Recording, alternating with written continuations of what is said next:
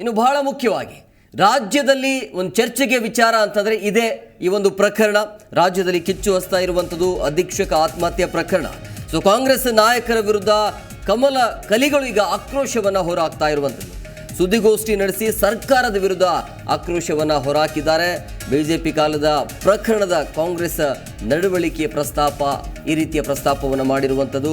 ಸಂತೋಷ್ ಪಾಟೀಲ್ ಆತ್ಮಹತ್ಯೆ ಪ್ರಕರಣದಲ್ಲಿ ಈಶ್ವರಪ್ಪ ಅವರಿಗೆ ಬಲಿ ಕೊಟ್ಟರು ಸಿದ್ದರಾಮಯ್ಯನವರೇ ಅಂಥೇಳಿ, ಅಂದರೆ ಈ ಹಿಂದೆ ಆಗಿರುವಂಥ ಘಟನೆಯನ್ನು ನೆನೆಸಿ ಅದರ ಬಗ್ಗೆ ಬಿಜೆಪಿ ನಾಯಕರು ಈಗ ಆಕ್ರೋಶವನ್ನು ಹೊರಹಾಕ್ತಾ ಇರುವಂಥದ್ದು. CM ಅವರು ಕೂಡ ರಾಜೀನಾಮೆ ನೀಡಬೇಕು ಈ ಪ್ರಕರಣದ ವಿಚಾರವಾಗಿ, ನಾಗೇಂದ್ರ ಅವರು ಕೂಡ ರಾಜೀನಾಮೆಯನ್ನು ಕೊಡಬೇಕು ಅಂಥೇಳಿ. ಸೊ ರಾಜ್ಯದಲ್ಲಿ ಈ ಅಧೀಕ್ಷಕ ಆತ್ಮಹತ್ಯೆಯ ಪ್ರಕರಣ ಇದೆಯಲ್ಲ, ಕಿಚ್ಚು ಹೆಚ್ಚಿಸಿರುವಂಥದ್ದು. ಕಾಂಗ್ರೆಸ್ ನಾಯಕರ ವಿರುದ್ಧ ಕಮಲ ನಾಯಕರು ಆಕ್ರೋಶವನ್ನು ಹೊರಹಾಕ್ತಾ ಇರುವಂಥದ್ದು. ಸುದ್ದಿಗೋಷ್ಠಿಯನ್ನು ನಡೆಸಿ ಸರ್ಕಾರದ ವಿರುದ್ಧ ಆಕ್ರೋಶವನ್ನು ಹೊರಹಾಕಿದ್ದಾರೆ. ಸೊ ಬಿಜೆಪಿ ಕಾಲದ ಪ್ರಕರಣದ ಕಾಂಗ್ರೆಸ್ ನಡವಳಿಕೆಯ ಪ್ರಸ್ತಾಪವನ್ನು ಮಾಡಿರುವಂಥದ್ದು ನೋಡಿ. ಜೊತೆಗೆ ಸಂತೋಷ್ ಪಾಟೀಲ್ ಏನಾಯ್ತಲ್ಲ, ಅಂದರೆ ಈ ಹಿಂದೆ ಆತ್ಮಹತ್ಯೆ ಪ್ರಕರಣದ ವಿಚಾರವಾಗಿ, ಅಂದರೆ ಈಶ್ವರಪ್ಪ ಬಲಿ ಕೊಟ್ಟರೆ, ಅಂದರೆ ಈ ಹಿಂದೆ ಈಶ್ವರಪ್ಪ ಅವರ ಏನಿದೆಯಲ್ಲ, ಅಂದರೆ ಅವ್ರು ತಕ್ಷಣ ಆ ಘಟನೆ ಆದಾಗ, ಆತ್ಮಹತ್ಯೆ ಆದಾಗ ಈಶ್ವರಪ್ಪ ಅವರು ಕೂಡ ನೈತಿಕ ಹೊಣೆಯನ್ನು ಹೊತ್ತು ಅವರು ರಾಜೀನಾಮೆಯನ್ನು ಕೊಟ್ಟರು. ಸೊ ಅದಕ್ಕೆ ಕಾರಣ ಸಿದ್ದರಾಮಯ್ಯನವರೇ ಅಂಥೇಳಿ. ಈಗ ನಿಮಗೆ ನೈತಿಕತೆ ಇದ್ದರೆ ನೀವು ಕೂಡ ರಾಜೀನಾಮೆಯನ್ನು ಕೊಡಬೇಕು ಅಂಥೇಳಿ. ಸರ್ಕಾರವೇ ವಾಲ್ಮೀಕಿಯ ಪರಿಶಿಷ್ಟ ವರ್ಗಗಳ ನಿಯಮದ ಅಕ್ರಮದಲ್ಲಿ ಭಾಗವಹಿಸಿದೆ ಅಂಥೇಳಿ ಆಕ್ರೋಶವನ್ನು ಹೊರಹಾಕ್ತಾ ಇರುವಂಥದ್ದು. ಸೊ ಹಾಗಾಗಿ CM ಸಿದ್ದರಾಮಯ್ಯ ಮತ್ತು ಸಚಿವರಾದ ನಾಗೇಂದ್ರ ಇಬ್ಬರೂ ಕೂಡ ರಾಜೀನಾಮೆಯನ್ನು ಕೊಡಬೇಕು ಅಂಥೇಳಿ.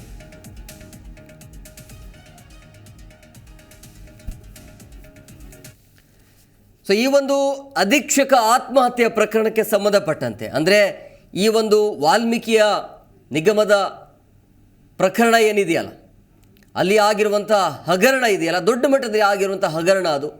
ಸೊ ಆ ಹಗರಣಕ್ಕೆ ಸಂಬಂಧಪಟ್ಟಂತೆ ಈ ಒಂದು ಪ್ರಕರಣ ರಾಜಕೀಯವಾಗಿ ತಿರುವನ್ನು ಪಡೆದುಕೊಳ್ತಾ ಇರುವಂಥದ್ದು. BJPಯ ನಾಯಕರು ಆಕ್ರೋಶವನ್ನು ಹೊರಹಾಕ್ತಾ ಇರುವಂಥದ್ದು ಈ ಒಂದು ಪ್ರಕರಣಕ್ಕೆ ಸಂಬಂಧಪಟ್ಟಂತೆ. ಅಂದರೆ ಈ ಹಗರಣ ಆಗಿದೆ ಅನ್ನೋದು ಸಾಬೀತಾಗಿದೆ, ಒಪ್ಕೊಂಡಿದ್ದಾರೆ. ಹಾಗಾಗಿ ನೈತಿಕ ಹೊಣೆ ಹೊತ್ತು CM ಸಿದ್ದರಾಮಯ್ಯನವರು ರಾಜೀನಾಮೆಯನ್ನು ಕೊಡಬೇಕು, ನಾಗೇಂದ್ರ ಅವರು ಕೂಡ ರಾಜೀನಾಮೆಯನ್ನು ನೀಡಬೇಕು ಅಂತೇಳಿ. ಸೊ ಈ ಹಿಂದೆ ಏನಾಯ್ತಲ್ಲ ಇದೇ ಘಟನೆ ಸಂಬಂಧ, ಅಂದರೆ ಸಂತೋಷ್ ಪಾಟೀಲ್ ಅವರ ಆತ್ಮಹತ್ಯೆ ಪ್ರಕರಣದ ವಿಚಾರವನ್ನು ಕೂಡ ಇಲ್ಲಿ ಮೆಲುಕು ಹಾಕಿದರು. ಈಶ್ವರಪ್ಪ ಅವ್ರನ್ನ ಬಲಿ ಕೊಟ್ಟಿದ್ರೆ ಅಲ್ಲಿ ಆ ಸಂದರ್ಭದಲ್ಲಿ ಬಲಿ ಕೊಟ್ಟಿದ್ದವರೇ ಸಿದ್ದರಾಮಯ್ಯನವರು ಅಂಥೇಳಿ. ಈಗ ನಿಮಗೆ ನೈತಿಕತೆ ಇದೆಯಾ? ನೈತಿಕತೆ ಇದ್ದರೆ ತಕ್ಷಣ ನೀವು ರಾಜೀನಾಮೆಯನ್ನು ಕೊಡಬೇಕು ಅಂಥೇಳಿ. ಆ ಸಂದರ್ಭದಲ್ಲಿ ಈಶ್ವರಪ್ಪ ಅವರಿಗೆ ಬಲಿ ಕೊಟ್ಟರೆ ನೀವೀಗ ಏನು ಮಾಡ್ತೀರಿ ಅಂಥೇಳಿ. ಸೊ ಇದು ಈ ಪ್ರಕರಣ ರಾಜಕೀಯವಾಗಿ ತಿರುವನ್ನು ಪಡೆದುಕೊಳ್ಳಲಾಗ್ತಾ ಇದೆ. ಯಾಕಂದರೆ ನಾಗೇಂದ್ರ ಅವರಿಗೆ ಒಪ್ಕೊಂಡಿದ್ದಾರೆ, ಅಂದರೆ ಈ ಹಗರಣ ಆಗಿದೆ ಅನ್ನೋದು ಗೊತ್ತಿದೆ. ಈಗ ಅಮಾನತು ಕೂಡ ಆಯಿತು, ಇಬ್ಬರನ್ನು ಅಮಾನತು ಕೂಡ ಮಾಡಲಾಯಿತು. ಜೊತೆಗೆ ಈ ಹಗರಣಕ್ಕೆ ಸಂಬಂಧಪಟ್ಟಂತೆ ಆತ್ಮಹತ್ಯೆ ಕೂಡ ಆಗಿರುವಂಥದ್ದು. ಸೊ ಹಾಗಾಗಿ ಸಾಕಷ್ಟು ಅನುಮಾನಗಳು ಇರುವಂಥದ್ದು ಈ ಹಗರಣಕ್ಕೆ ಸಂಬಂಧಪಟ್ಟಂತೆ. ಯಾರ ಕೈವಾಡ ಇದೆ, ಎಲ್ಲಿಂದ ಏನೇನು ಆಗ್ತಾ ಇತ್ತು, ಏನು ಮಾಡ್ತಾಯಿದ್ರು, ಇದರಲ್ಲಿ ಯಾರೆಲ್ಲ ಭಾಗಿಯಾಗಿದ್ದರು ಅಂತೇಳಿ. ಸೊ ಹಾಗಾಗಿ ಇದೆಲ್ಲವೂ ಕೂಡ ಸರಿಯಾದ ರೀತಿಯಲ್ಲಿ ತನಿಖೆ ಆಗಬೇಕು. ತನಿಖೆ ಆಗೋದು ಒಂದು ಕಡೆ ಆದರೆ ನೈತಿಕ ಹೊಣೆ ಹೊತ್ತು CM ಸಿದ್ದರಾಮಯ್ಯನವರು ರಾಜೀನಾಮೆಯನ್ನು ನೀಡಬೇಕು ಅನ್ನೋದು BJP ನಾಯಕರ ಆಗ್ರಹ. ಇದು ಈ ಹಿಂದೆ ಇದೇ ಸೇಮ್ ಕೇಸ್ ಆಗಿತ್ತು, ಆತ್ಮಹತ್ಯೆ ಸಂತೋಷ್ ಪಾಟೀಲ್ ಗುತ್ತಿಗೆದಾರರ ವಿಚಾರವಾಗಿ. ಯಾವಾಗ ಈಶ್ವರಪ್ಪ ಅವರ ಹೆಸರು ಬಂತಲ್ಲ, ತಕ್ಷಣ ಅವರು ನೈತಿಕ ಹೊಣೆ ಹೊತ್ತು ರಾಜೀನಾಮೆಯನ್ನು ಕೊಟ್ಟರು. ಈಗ ಪ್ರಕರಣ ಈಗ ಹಿಂಗಾಗಿದೆ, ಈ ಒಂದು ಹಗರಣ ನಡೆದಿದೆ ಅನ್ನೋದು ಗೊತ್ತಾಗಿದೆ. ಹಾಗಾಗಿ ನೈತಿಕ ಹೊಣೆ ಹೊತ್ತು ನಿಮಗೆ ನೈತಿಕತೆ ಏನಾದರೂ ಇದ್ದರೆ ಸಿದ್ದರಾಮಯ್ಯನವರು ರಾಜೀನಾಮೆ ಕೊಡಲಿ ಅನ್ನೋದು.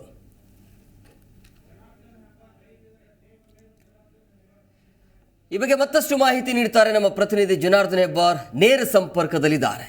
ಜನಾರ್ದನ್, ಈ ಒಂದು ಹಗರಣ ಇದೆಯಲ್ಲ ಸಾಕಷ್ಟು ಚರ್ಚೆಗೆ ಗ್ರಾಸವಾಗ್ತಾ ಇದೆ. ಬಟ್ ಈಗ ತನಿಖೆ ಆಗಬೇಕಾಗತ್ತೆ, ಯಾರ ಕೈವಾಡ ಇದೆ, ಯಾರ್ದು ಕೈವಾಡ, ಮತ್ತು ಎಲ್ಲಿಂದ ಏನೇನು ಆಯಿತು ಅನ್ನೋದ್ರ ಬಗ್ಗೆ ಒಂದು ಕಡೆ. ಆದರೆ ಬಟ್ ಈಗ BJP ನಾಯಕರು ಹೇಳ್ತಾ ಇರುವಂಥದ್ದು, ನಿಮಗೆ ನೈತಿಕತೆ ಏನಾದರೂ ಇದ್ದರೆ CM ಅವರು ರಾಜೀನಾಮೆಯನ್ನು ಕೊಡಬೇಕು ಅಂತೇಳಿ. ಈ ಪ್ರಕರಣದ ಬಗ್ಗೆ ಮತ್ತಷ್ಟು ಡೀಟೇಲ್ಸ್ ಕೊಡೋದಾದರೆ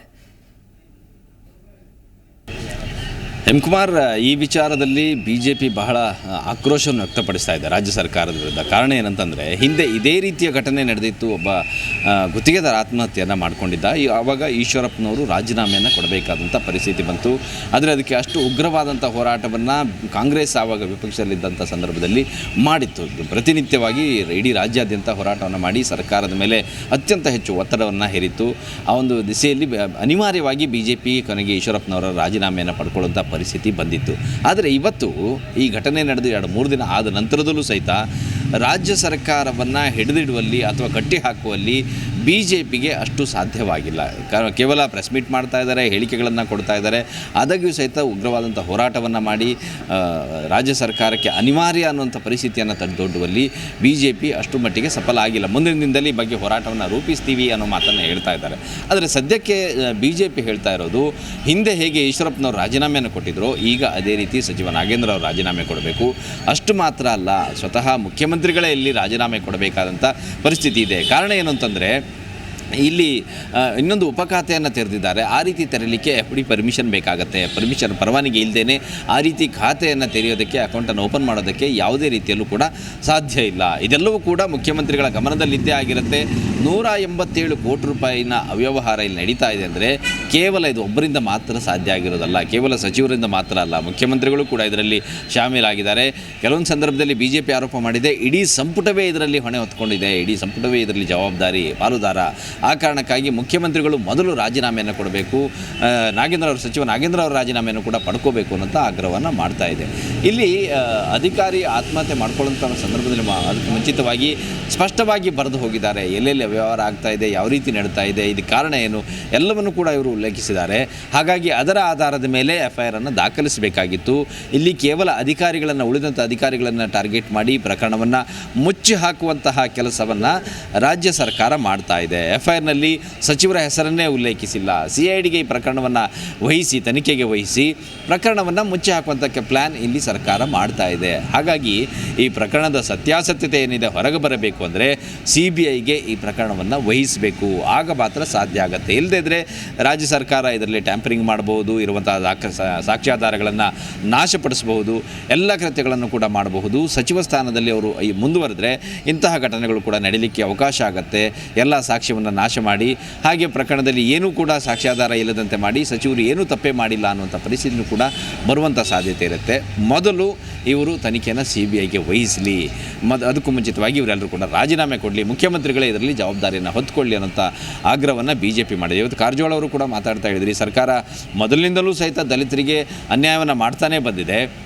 ಇವರ ಗ್ಯಾರಂಟಿ ಯೋಜನೆಗಳಿಗೆ ದಲಿತರಿಗೆ ಮೀಸಲಿಟ್ಟಿದ್ದ ಹಣವನ್ನು ಬಳಸ್ಕೊಂಡಿದ್ದಾರೆ. ಈಗ ಮತ್ತೆ ದಲಿತರಿಗೆ ದೋಖಾ ಮಾಡ್ತಾ ಇದ್ದಾರೆ. ರಾಜ್ಯ ಸರ್ಕಾರ ಎಲ್ಲ ರೀತಿಯಲ್ಲೂ ದಲಿತರಿಗೆ ವಂಚನೆ ಮಾಡಿದೆ. ಹಾಗಾಗಿ ತಕ್ಷಣವೇ ಈ ಪ್ರಕರಣವನ್ನು CBIಗೆ ವಹಿಸಬೇಕು ಅಂತೇಳಿ BJP ಆಗ್ರಹವನ್ನು ವ್ಯಕ್ತಪಡಿಸ್ತಾ ಇದೆ. ಹೇಮಕುಮಾರ್, ಥ್ಯಾಂಕ್ ಯು ಜನಾರ್ದನ್, ನಿಮ್ಮೆಲ್ಲ ಡೀಟೇಲ್ಸ್ಗಾಗಿ.